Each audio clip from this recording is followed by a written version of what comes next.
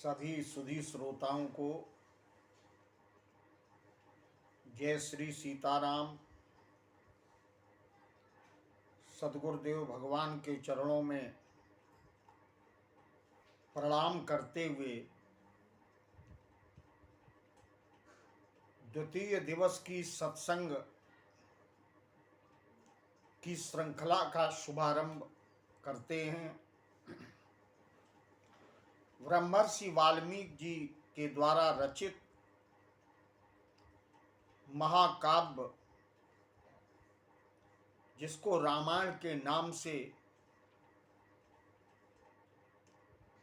हम सब पूजते हैं, स्मरण करते हैं,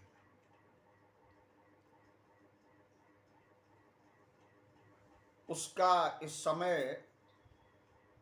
वर्णन का क्रम प्रारंभ हुआ कल से, और आज द्वितीय दिवस समुपस्थित हुआ। जैसा कि कल चर्चा में हुआ कि सनत कुमार और देवर्षि नारद के बीच मेरु पर्वत पर स्वरम स्थान में, जहां भगवती गंगा भी अपना दिव्य दर्शन दे रही हैं, भगवती गंगा को मेरु पर्वत पर सीता नाम से भी जाना जाता है। चूंकि गंगा तो नाम तब पड़ा जब भगवान शिव ने अपनी जटाओं में इनको आश्रय दिया। इसके पहले भद्रा, चक्षु, सीता, नंदा, भगवती गंगा के ये नाम भी हैं। कुल मिलाकर के कल की चर्चा में ब्रह्मर्षि वाल्मीकि के काव्य की महिमा का पावन प्रसंग चल रहा था, जिसमें विशेष बात निकली कि 3 महीने, वर्ष में 3 महीने, एक कार्तिक का महीना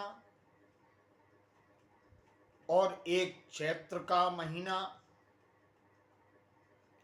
और एक माघ का महीना। इन महीनों में यदि रामचरितमानस की कथा अथवा ब्रह्मर्षि वाल्मीकि जी महाराज के द्वारा रचित महाकाव्य रामायण की कथा का श्रवण किया जाए 9 दिन, तो राम कथा का विशेष महत्व मनुष्य को प्राप्त होता है। कल के प्रसंग में महिमा बताते बताते देवर्षि नारद ने सनत कुमारों से कहा कि सौदास को इस कथा के श्रवण करने मात्र से शाप से मुक्ति मिली और वो भगवत रूप को सारूप मुक्ति प्राप्त करके भगवान के लोक को चले गए। तब सनत कुमार प्रश्न करते हैं कि कृपा करके देवर्षि हमें बताइए कि वो सुदास किस कारण से राक्षस बन गए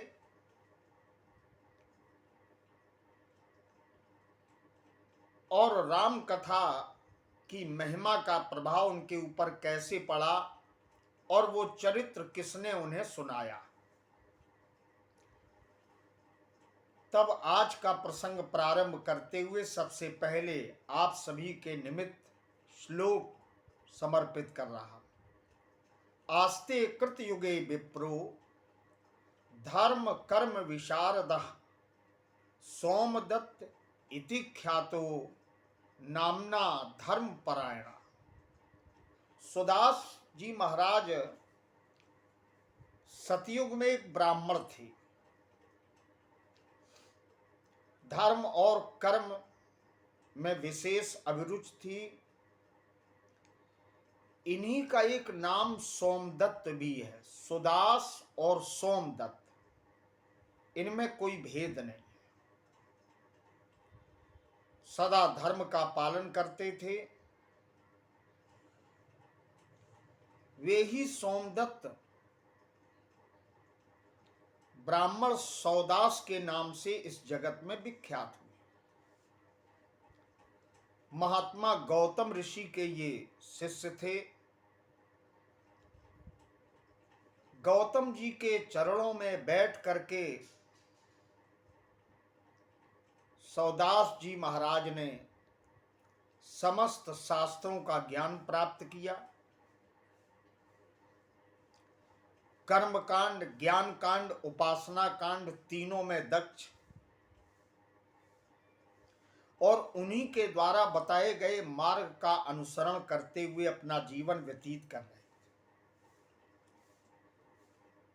लेकिन एक समय की बात, कदाचित परमेशस्य परिचर्या परो भवत,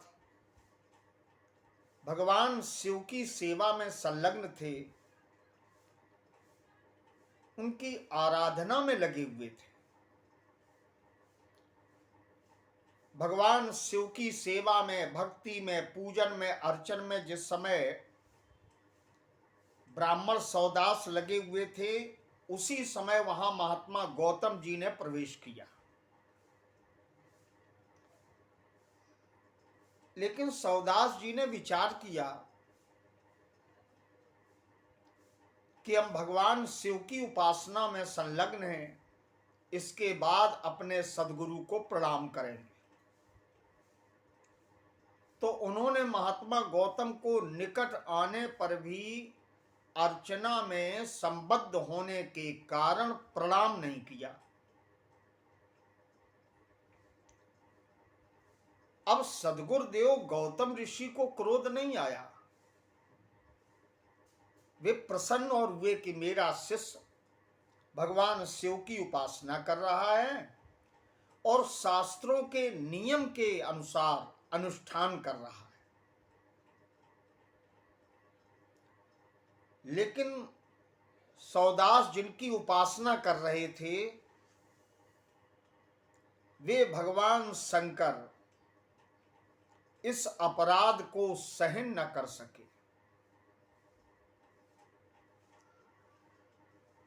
और उन्होंने सौदास को राक्षस की योनि में जाने का शाप दे दिया कि जाओ तुम राक्षस की योनि में चले जाओ। गुरुर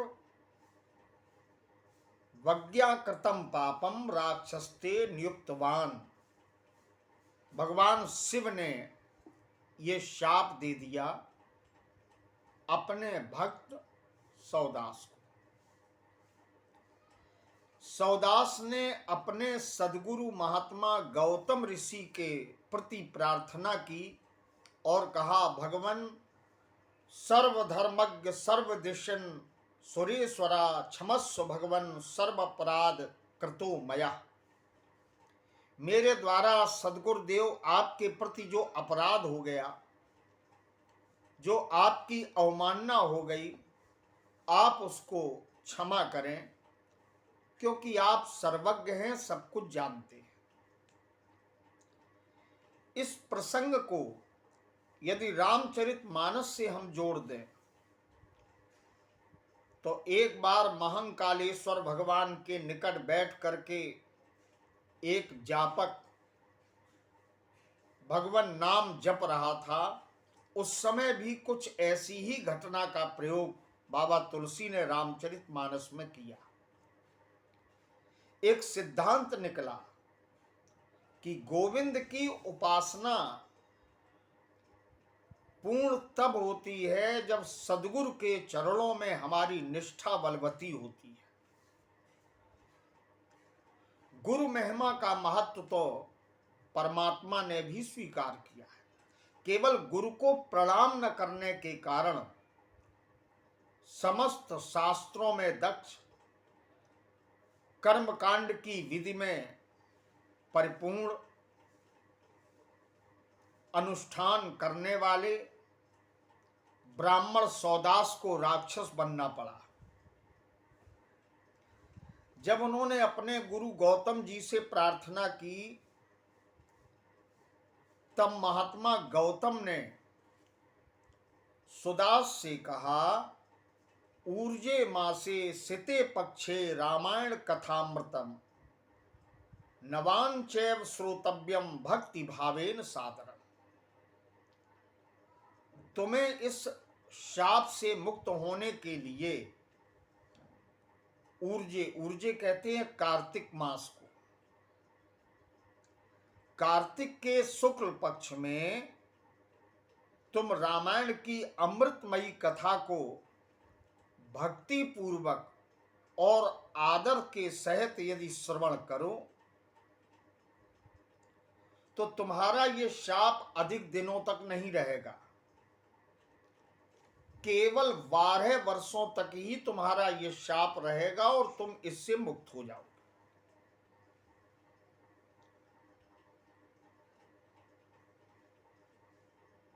जब इस प्रकार की चर्चा महात्मा गौतम जी ने की तो ब्राह्मण देवता सुदास ने प्रश्न किया कि रामायण की कथा किसने कही है और उसमें किसके चरित्रों का वर्णन है। तब महात्मा गौतम जी ने समझाया कि रामायण काव्य का निर्माण, उसकी रचना ब्रह्मर्षि वाल्मीकि ने की है। भगवान राघवेंद्र के चरित्रों को रावणादि राक्षसों के वध का पावन प्रसंग है, उन्हीं के चरित्र, प्रभु के चरित्र रामायण काव्य में वर्णन है, चरित्रों का वर्णन है।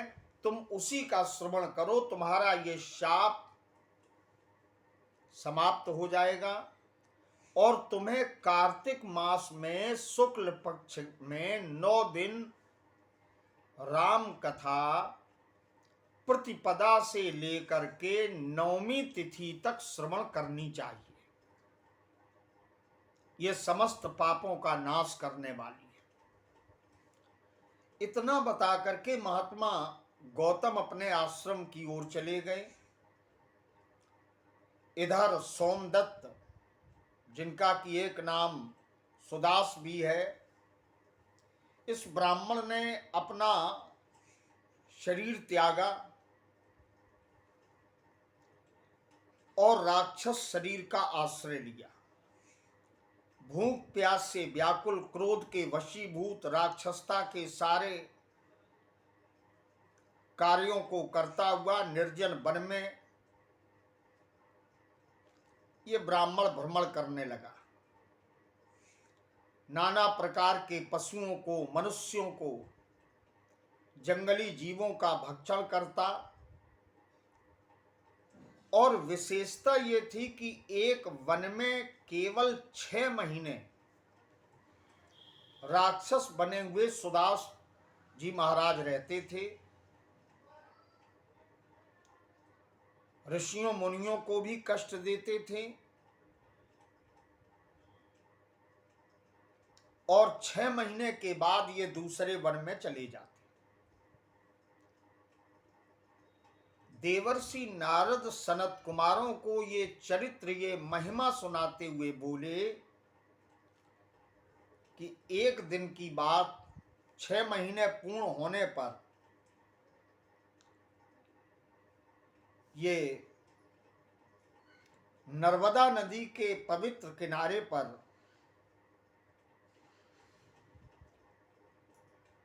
राक्षस का शरीर धारण किए हुए सुदास जी महाराज जा पहुंचे और वहीं ये नरसंहार करते थे। चारों ओर चर्चा हो रही थी कि कोई ब्रह्म राक्षस आया है, लेकिन कलिंग देश में जन्म लेने वाले एक ब्राह्मण देवता, जिनका नाम गर्ग बताया गया वाल्मीकि रामायण में, वे धर्मात्मा ब्राह्मण इसी ओर आ रहे थे, नर्मदा के पवित्र किनारे पर, जहां ये सुदास रह करके मांस का भक्षण करते थे।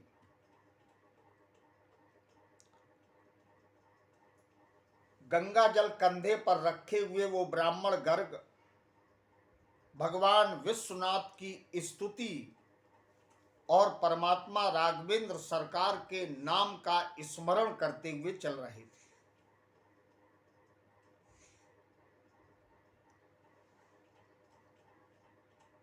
राजा सुदास ने देखा, क्षमा करें, ब्राह्मण सुदास ने देखा, बड़ा प्रसन्न हुआ कि आज मुझे भोजन मिला। ये बोल उठा कि आज परमात्मा ने हमें भोजन भेजा है और ये भोजन मुझे प्राप्त हुआ। ऐसा कहकर अपनी दोनों भुजाएं इसने ऊपर उठाई और ये महात्मा की ओर, गर्ग जी महाराज की ओर दौड़ा। लेकिन मैं एक निवेदन करूं, परमात्मा के नाम स्मरण करने के कारण गर्ग जी महाराज के निकट ये राक्षस योनि को प्राप्त हुआ। सुदास जा नहीं सका।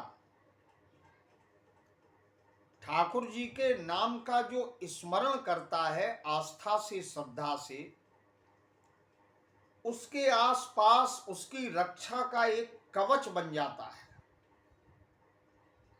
ये थोड़ी दूर गया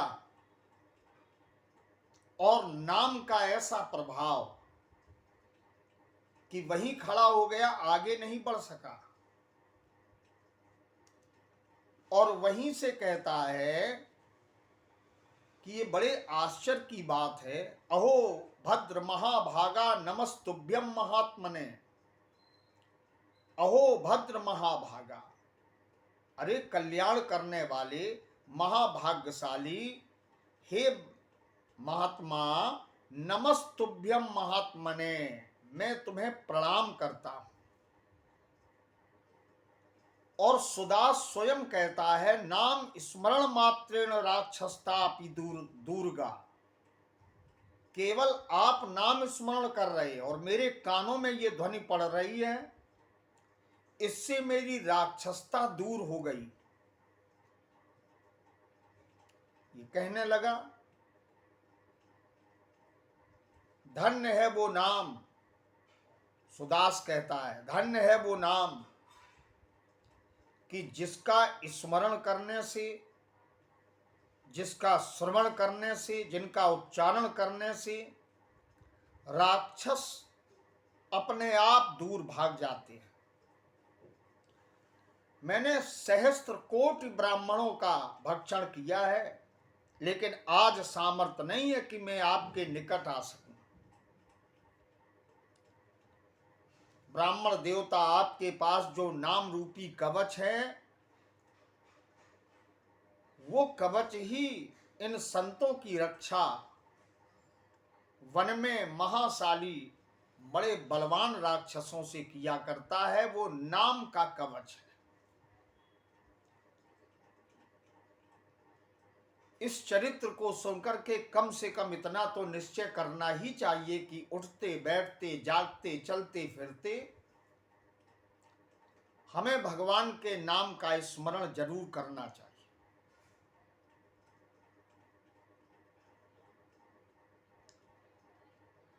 सुदास ने कहा कि हे महाभाग्यशाली, आप तो भगवान नाम से और राम जी की कथा से, राग द्वेष से, सांसारिक बंधनों से मुक्त हो गए, लेकिन मुझे भी अधम पातक से बचाइए। मैंने पूर्व काल में गुरु की अवज्ञा की, इस कारण से मुझे इस योनि में आना पड़ा। जब इस प्रकार की चर्चा ब्राह्मण देवता गर्ग ने सुनी तो उन्होंने भी कहा कि तुम्हें शुभदायक कल्याणकारी राम कथा का श्रवण 9 दिन करना चाहिए।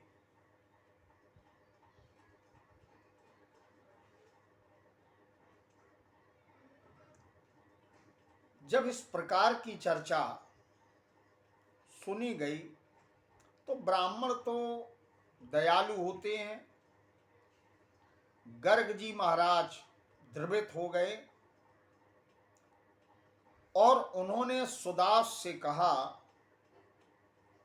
तुम्हारी बुद्धि निर्मल हो गई है और इस समय कार्तिक मास का शुक्ल पक्ष चल रहा है जो भक्ति को देने वाला है। तुम राघवेंद्र सरकार का ध्यान करते हुए राम कथा श्रवण करो। जहाँ भगवान राघवेंद्र सरकार का भजन होता है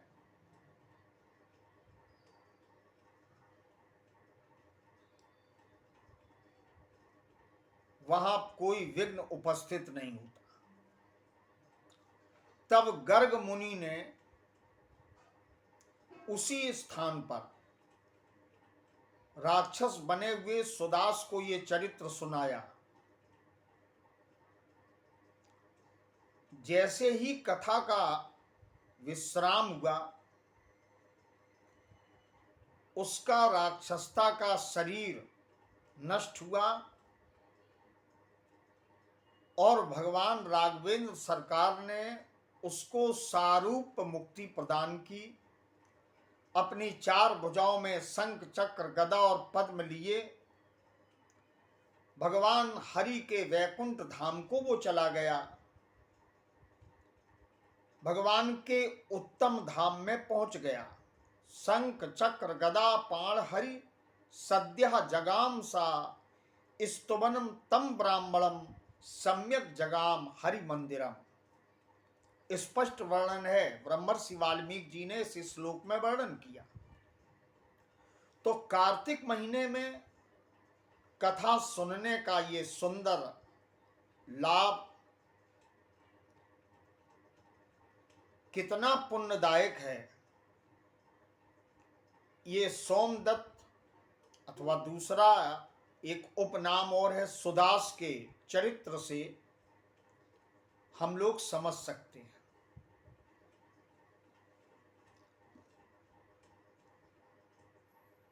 यदि एक श्लोक आधा श्लोक भी प्रतिदिन हम घर में ही पढ़ते हैं वाल्मीकि रामायण का, तो भी हमारे कई जन्मों के जो पाप हैं वे भस्म हो जाते हैं, नष्ट हो जाते हैं। वर्णन है इसी प्रसंग में, ये पठन्ति सदा आख्यानम भक्तयः श्रवन्ति ये नरः गंगा स्नानाच्छद गुणम तेषाम संजायते फलम। 100 बार गंगा जी के स्नान से 100 गुना अधिक फल राघवेंद्र सरकार की कथा गंगा में डुबकी लगाने से प्राप्त होता है। तो मैं निवेदन करूंगा कि सनातन धर्म के बहुत ग्रंथ हैं, जीवन की अवधि बहुत कम है, लेकिन राघवेंद्र सरकार की चर्चा करने वाले ग्रंथ ये सबसे अधिक है। रामायण की संख्या ही करोड़ों में है, इसलिए हमें आदि काव्य का आश्रय जरूर लेना चाहिए।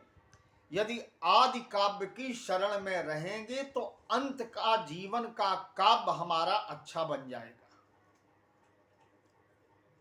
इसके बाद तृतीय अध्याय में प्रवेश करते हैं। जब नारद जी से ये वृतांत सनत कुमारों ने सुना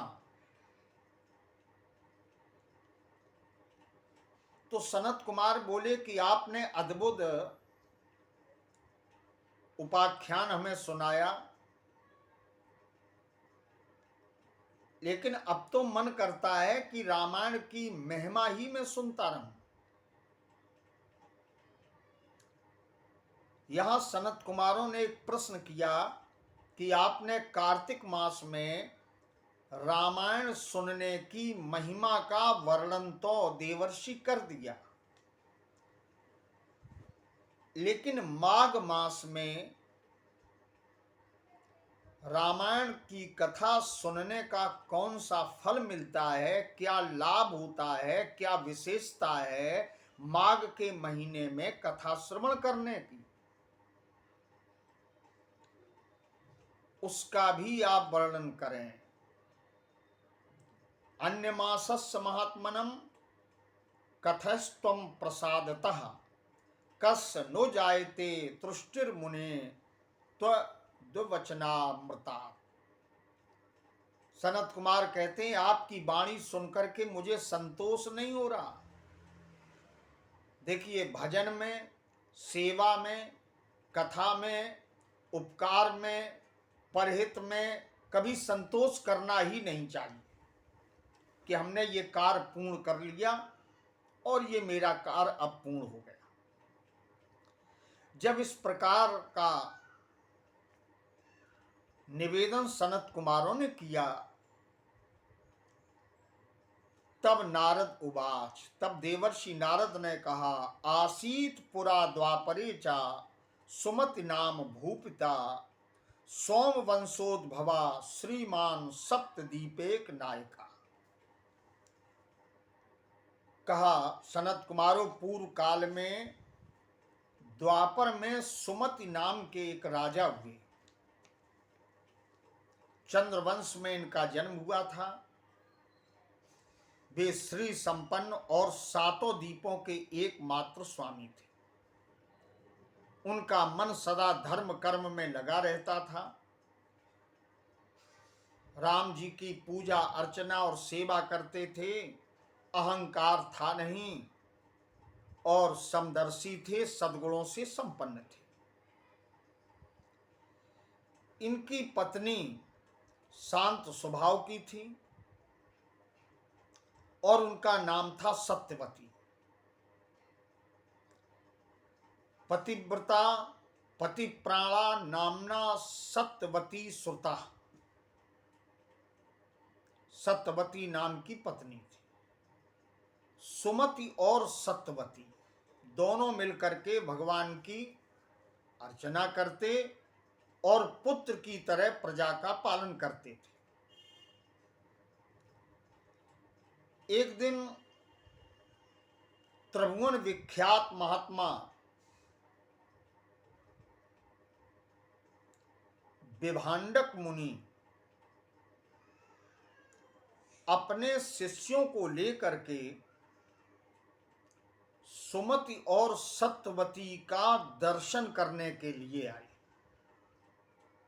एक मैं प्रार्थना करूं, गृहस्थ जीवन में यदि मनुष्य संयम और सदाचार और भगवान के चरणों का आश्रय लेता है तो वो विरक्त की कोट में ही होता है, उसे कम नहीं समझना चाहिए।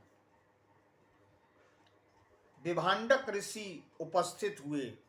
विभांडकम मुनिम दृष्ट्वा सुखम आप प्राप्तो जनेश्वरा। जन ईश्वरा, प्रजा के स्वामी राजा सुमति बड़े प्रसन्न हुए।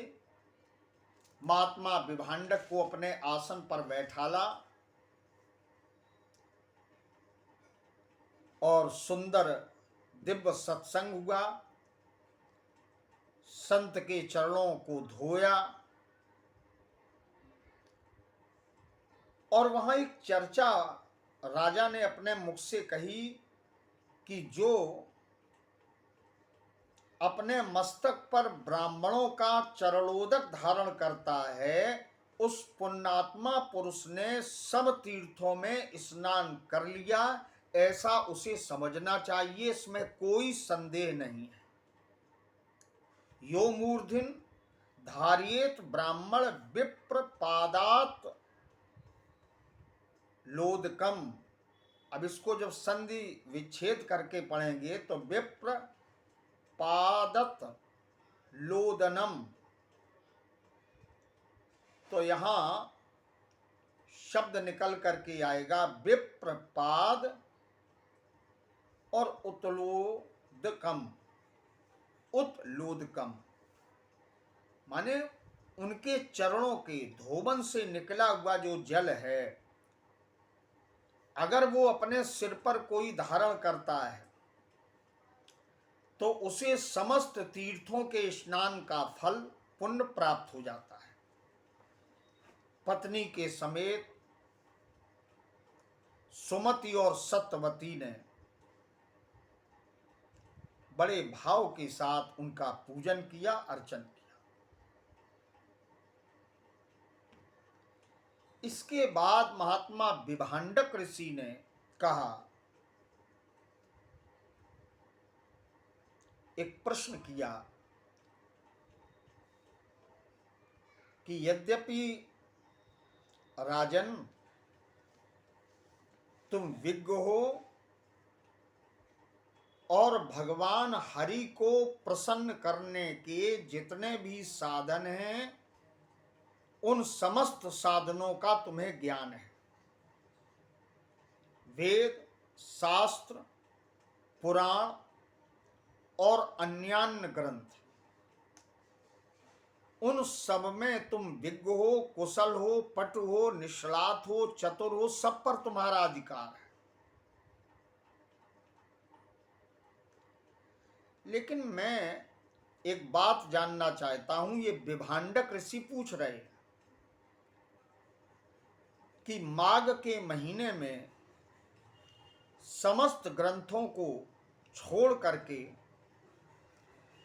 तुम सदा सर्वदा रामायण का ही आश्रय क्यों लेते हो? हरि को, राम जी को प्रसन्न करने के लिए और भी ग्रंथ हैं,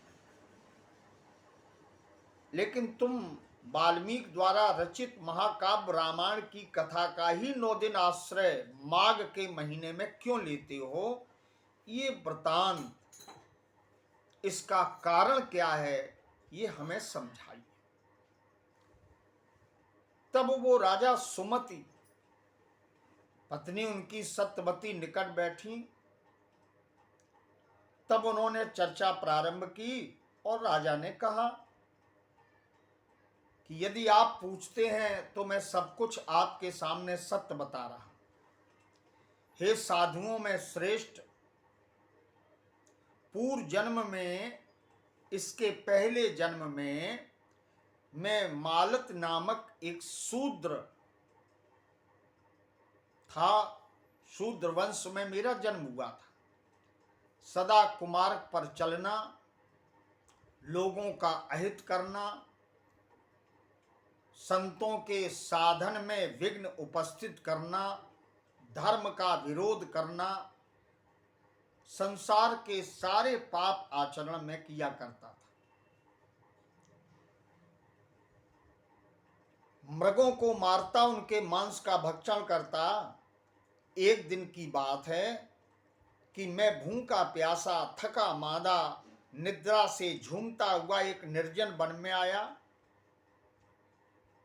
वहीं निकट में वशिष्ठ जी महाराज का आश्रम था।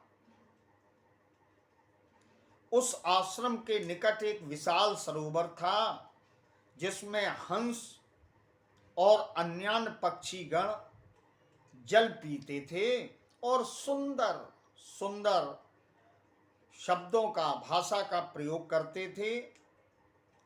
वन, पुष्प, इनसे आच्छादित वो सरोवर बहुत ही सुहावना लग रहा था। अपवितम तत्र पानीयम तत्तटे विगत श्रमः।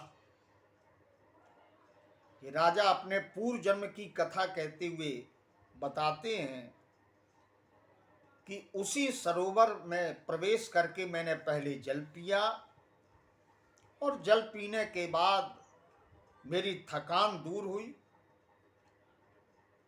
तो मैंने वशिष्ठ मुनि के आश्रम के निकट ही रहने का मन बनाया। बड़े भाव से इस कथा का श्रवण हम सब करें। वो कहता है कि वशिष्ठस्याश्रमे तत्र निवासम कृतवान हम शीर्ण स्फटिक संधानम तत्र। शीर्ण माने टूटी हुई स्फटिक शिलाओं को मैं लाया और मैंने एक दीवार वहां तैयार की। ये राजा सुमति विभांडक ऋषि को अपने पूर्व जन्म की कथा सुना रहे हैं और बोले मैंने दीवार तैयार की, वहीं मैंने तिनकों की एक झोपड़ी बनाई और 20 वर्ष तक महात्मा वशिष्ठ जी के आश्रम के निकट ये निवास करता रहा। मृगों को मारकर खाता। कथा सुनाते सुनाते बोला कि ये मेरी जो पत्नी है जिसका नाम सत्यवती है, पूर्व जन्म में भाई और बंधुओं ने इसका त्याग किया। विंध्य प्रदेश में इसका जन्म हुआ। निषाद की ये कन्या थी। अपने पति को मारने के बाद इसको बंधु बांधवों ने निकाल दिया। भूखी प्यासी घूम रही थी और इसका नाम पूर्व जन्म में, इस जन्म में इसका नाम सत्यवती है, लेकिन पूर्व जन्म में इसका नाम था काली। तो ये भी मेरे पास आ गई, क्योंकि इसको भी जब निकाला गया तो ये आश्रय खोज रही थी। बेचारी भूखी प्यासी थी और इसके काली पत्नी पूर्व जन्म में